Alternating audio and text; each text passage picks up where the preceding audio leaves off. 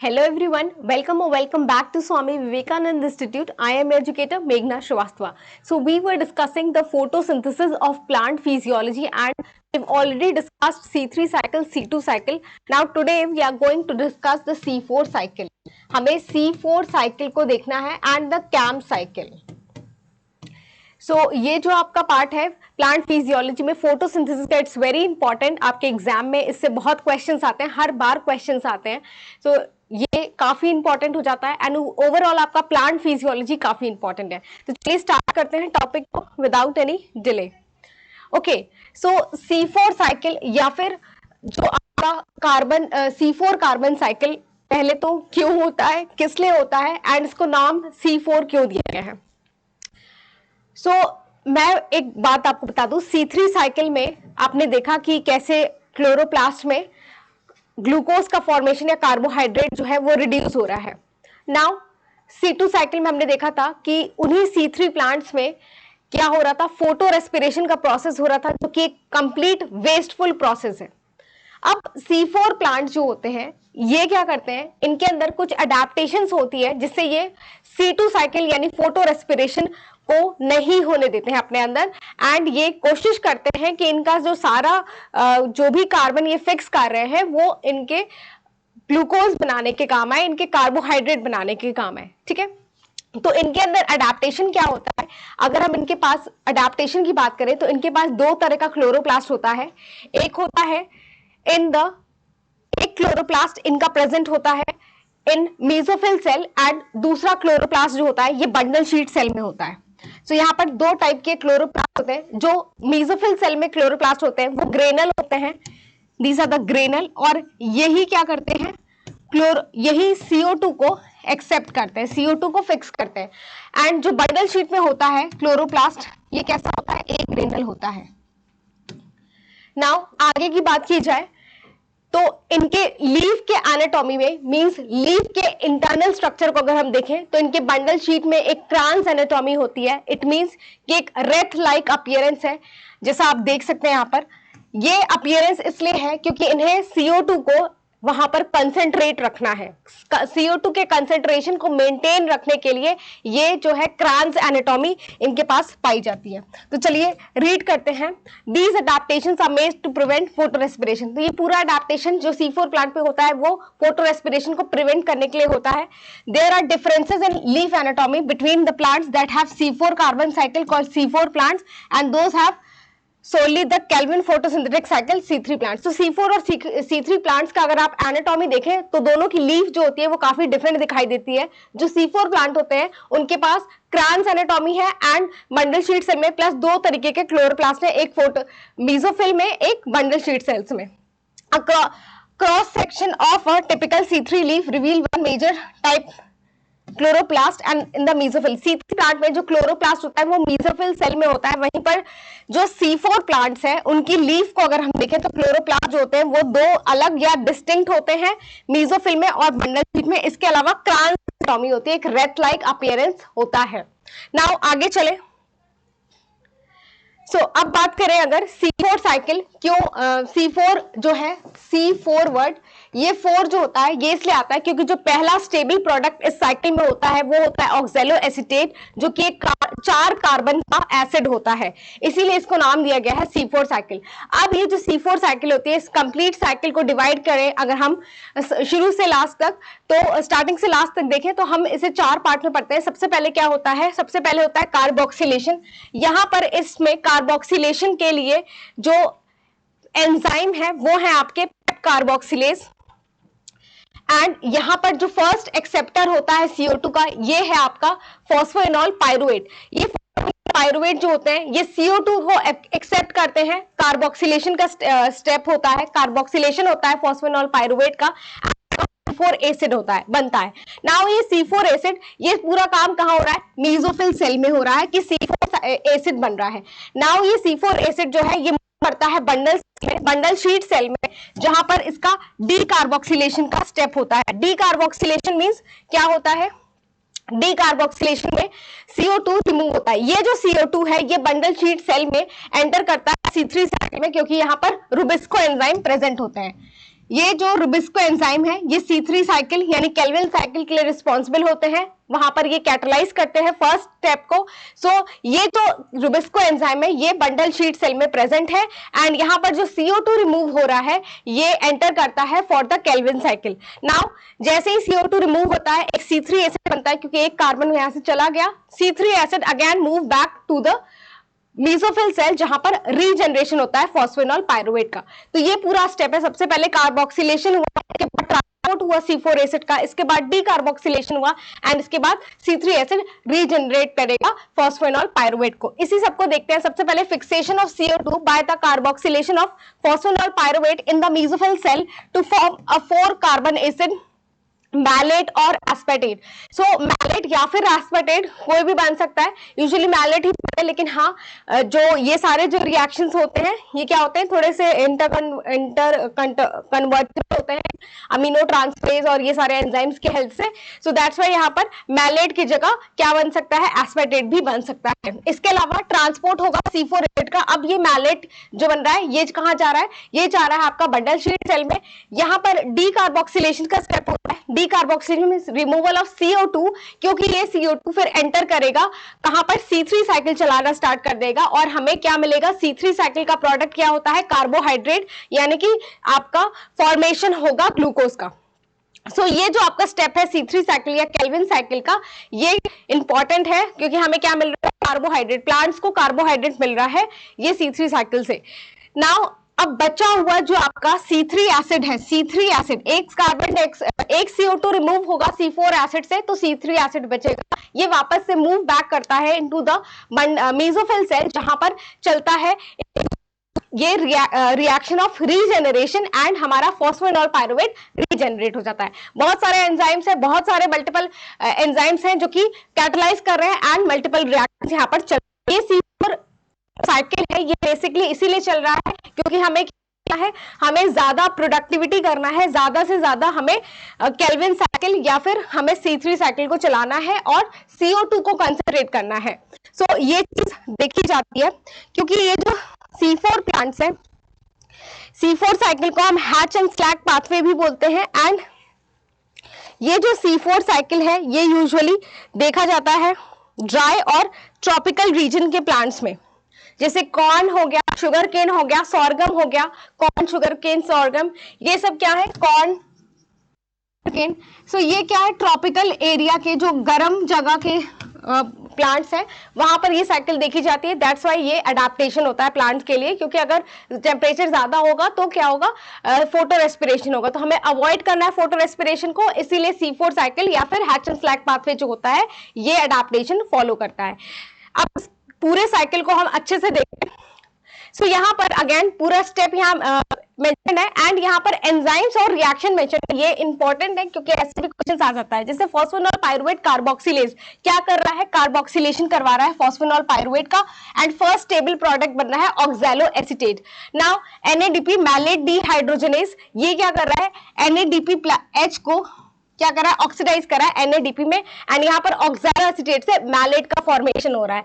Now aspartate aminotransferase. So जैसे मैंने आपको बताया कि ये जो कीटो एसिड आपके ऑक्सैलो एसीटेट और ग्लूटामेट हैं, ये आपके जो एसिड्स हैं अमीनो एसिड्स, ये क्या होते हैं, इंटरकन्वर्टेबल होते हैं। तो यहाँ पर अगेन आपका फॉर्मेशन हो रहा है एस्पार्टेट और अल्फा कीटो ग्लूटारेट का। Now NADP malate enzyme again यहाँ पर पायरुवेट में कन्वर्ट कर रहा है and NADP plus again converted back to NADP। यहाँ पर जो भी है मैलिक एंजाइम्स और NADP आपस में क्या कर रहे हैं, रिएक्शन कर रहे हैं और NADP मैलिक एंजाइम जो होता है ये कैटलाइज करता है। नाउ फॉस्फेनॉल पायरुवेट कार्बोक्सीकाइनेज, कार्बोक्सीकाइनेज ये ऑक्सैलो एसीटेट को फॉस्फेनॉल पायरुवेट में वापस से कन्वर्ट कर रहा है। अब एलिनिन, मैंने आपको बताया कि पायरुवेट जो C3 एसिड जो रीजनरेट हो रहा है ये C3 एसिड पायरुवेट या फिर एलिनिन दोनों हो सकते हैं। सो एलिनिन अमीनो ट्रांसफरेज, अगेन यहाँ पर अमीनो ट्रांसफरेज जो है ट्रांसफरेज जो ट्रांस अमीनेज रिएक्शंस होते हैं वो होगा एंड इससे प्रोडक्ट ये बनेगा। एडेनिलेट काइनेज AMP से क्या हो रहा है, ATP, AMP plus ATP 2 ADP बन रहा है। पायरुवेट ऑर्थो फॉस्फेट डाइकाइनेज यहाँ पर पायरुवेट से फॉस्फेनॉल पायरुवेट रीजनरेट बैक, एंड पायरोफॉस्फेटेज जो होते हैं ये क्या करते हैं, फॉस्फेट को रिमूव करते हैं। तो ये सारे रिएक्शन जो कि इन्वॉल्व है इस पूरे साइकिल में, ठीक है। अब साइकिल को और डिटेल में देखेंगे, ये पूरा डिटेल्ड साइकिल है, दोनों आपकी यहां पर मेंशन है mesophyll cell, this is the mesophyll cell, and ये है आपका बंडल शील्ड सेल। तो ये पूरा डिटेल्ड है। सबसे पहले क्या हो रहा है, जो एटमॉस्फेरिक CO2 है इसे एक्सेप्ट करेंगे, एंड यहां पर कार्बोनिक एनहाइड्रेस इसे बाइकार्बोनेट में कन्वर्ट कर रहा है। नाउ पेप कार्बोक्सिलेज क्या कर रहे हैं, फॉस्फोइनॉल पायरुवेट को का कार्बोक्सिलेशन कर रहे हैं, एंड ऑक्सैलो एसीटेट का फॉर्मेशन हो रहा है जो कि एक 4 कार्बन का एसिड है, एंड ये क्या है, फर्स्ट स्टेबल प्रोडक्ट है of this C4 cycle. Now oxalo acetate जो है मैलेट डिहाइड्रोजनेज NADPH को वापस से ऑक्सीडाइज कर रहा है और मैलेट का फॉर्मेशन हो रहा है which is the C4 acid. ये भी आपका एक C4 एसिड है। नाउ ये मैलेट जो है ये मूव करता है बंडल शीट सेल में, जहां पर मैलिक एंजाइम के प्रेजेंस में डीकार्बोक्सिलेशन का स्टेप होता है। ये जो CO2 है ये केल्विन साइकिल करने चला जाएगा, ये केल्विन साइकिल में इन्वॉल्व हो जाएगा, एंड इससे हमारा जो है कार्बोहाइड्रेट का फॉर्मेशन होता है। नाउ अब एक CO2 रिमूव हो गया मैलेट से, बनेगा क्या, पायरुवेट। ये पायरुवेट या फिर एलेनिन बनता है, एलेनिन। ये मूव बैक करता है फॉर द रीजनरेशन। यहां पर पायरुवेट फॉस्फेट डाइकाइनेज जो है ये हेल्प कर रहे हैं in the regeneration of phosphoenol pyruvate. ये पूरा स्टेप है जिस तरीके से आपका C4 साइकिल कैटलाइज होता है। आई होप आप सब समझ पा रहे हैं। Now let's move to the next slide.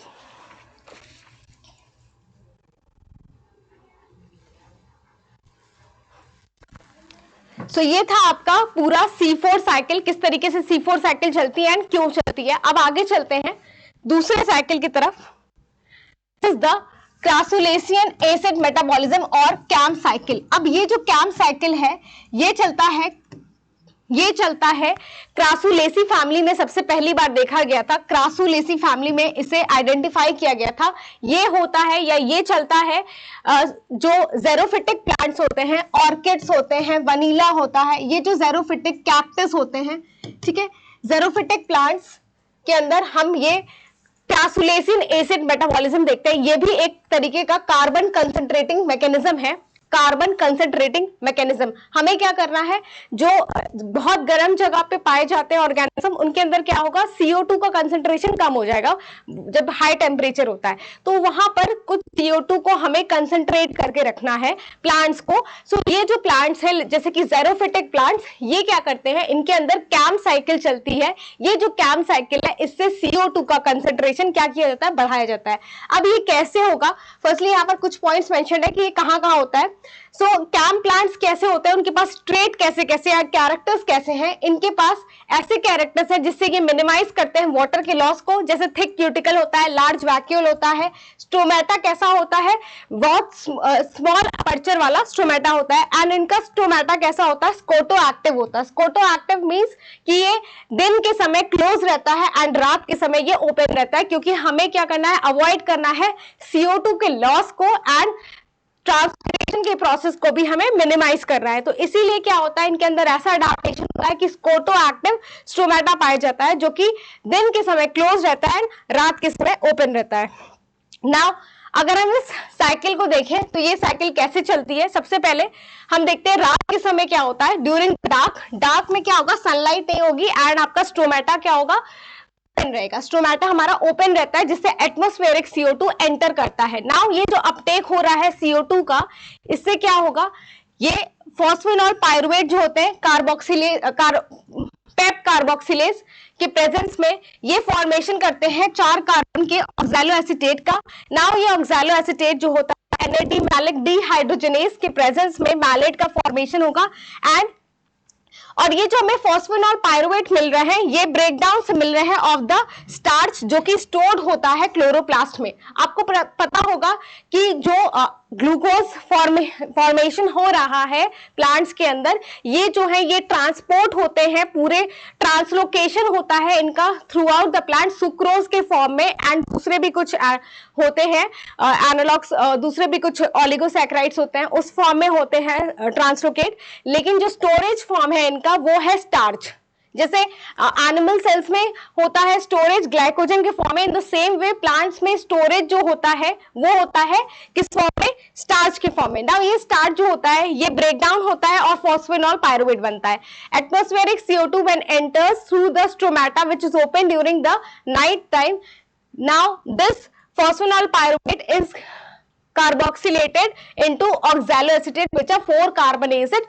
Now this oxaloacetate is converted into malate, and now this malate जो है ये this malate या ये malate जो है आपका वैक्यूल के अंदर जो है स्टोर हो जाएगा, या वैक्यूल के अंदर as a malic acid store हो जाएगा। नाउ क्या होता है जब दिन के समय स्ट्रोमेटा बंद होता है तो दिन के समय भी प्लांट को क्या चाहिए, आपको प्लांट को चाहिए कि इनका जो सिंथेसिस है वो होता रहे, इनका जो ग्लूकोज का फॉर्मेशन है या कार्बोहाइड्रेट का फॉर्मेशन है ये होता रहे, क्योंकि इन्हें ट्रांसलोकेट करना है डिफरेंट ऑर्गन्स में, डिफरेंट प्लांट के ऑर्गन्स में। तो ये जो स्टोर्ड है, अभी हमने देखा कि रात के समय क्या हुआ, वैक्यूल में मैलिक एंजाइम जो था वो मैलिक एसिड जो था वो स्टोर हो गया। अब दिन के समय ये जो वैक्यूल है जो कि स्टोमेटा तो बंद है, तो ये जो वैक्यूल है यहां से मैलिक एसिड जो है ये वापस से इन्वॉल्व होता है, बाहर आता है, एंड क्लोरोप्लास्ट में डीकार्बोक्सिलेशन का प्रोसेस होगा। अब ये जो CO2 है ये वापस तो कहीं से एस्केप कर नहीं सकते हैं बिकॉज यहाँ स्टोमेटा तो बंद है, ये CO2 एंटर करते हैं केल्विन साइकिल में, बिकॉज क्लोरोप्लास्ट के अंदर we know that rubisco present होता है। ये C3 केल्विन साइकिल या C3 साइकिल से आपका सुक्रोज का फॉर्मेशन होगा एंड पायरुवेट जो होता है ये वापस से स्टार्च बना लेगा। तो इस तरीके से फॉर्मेशन हो रहा है पूरे स्टार्च का, सुक्रोज का इन द कैम प्लांट्स। सो यहां पर हमारा जो केल्विन साइकिल है ये फॉर्मेशन करेगा ग्लूकोज का, जो कि सुक्रोज एंड स्टार्च के फॉर्म में स्टोर हो जाएंगे, रेस्ट ऑफ द जो भी क्लोरोप्लास्ट में बचेंगे एंड जो बाकी होंगे वो सुक्रोज के फॉर्म में ट्रांसलोकेट हो जाएंगे। तो ये पूरा प्रोसेस है जस्ट ट्रू फॉर कि कार्बन डाइऑक्साइड को कंसंट्रेट किया जाए, क्योंकि हमारा कार्बन डाइऑक्साइड क्या कर रहा है, हेल्प कर रहा है C3 साइकिल में, और कार्बन डाइऑक्साइड जो है वो रिड्यूस होता है for the formation of carbohydrate, and plant को जो है डिफरेंट ऑर्गेनल में फूड का फॉर्मेशन या जो भी इनको ग्रोथ के लिए चाहिए, ठीक है, इनके लिए क्या होगा, आपका कार्बोहाइड्रेट का जो नीड है वो पूरा होगा। सो ये है आपका कैम प्लांट्स या कैम साइकिल है। C4 साइकिल भी डिस्कस हो गया है, C3 साइकिल, C2 साइकिल। अब in the next class, most probably next class अगर होती है तो हम डिस्कस करेंगे और भी डिफरेंट चीज़ें जो हमारे फोटोसिंथेसिस में रह गई हैं और उससे क्वेश्चंस आए हैं आपके। इसके अलावा हम सिंथेसिस भी पढ़ेंगे ऑफ सुक्रोज एंड स्टार्च, तो वहाँ पर एग्जैक्टली कौन सा पाथवे चलता है वो हमें ज़रूरी है पढ़ना, क्योंकि उससे भी कई क्वेश्चंस आए हैं और हर बार क्वेश्चंस आ रहे हैं। So that's it for today's class. Thank you so much.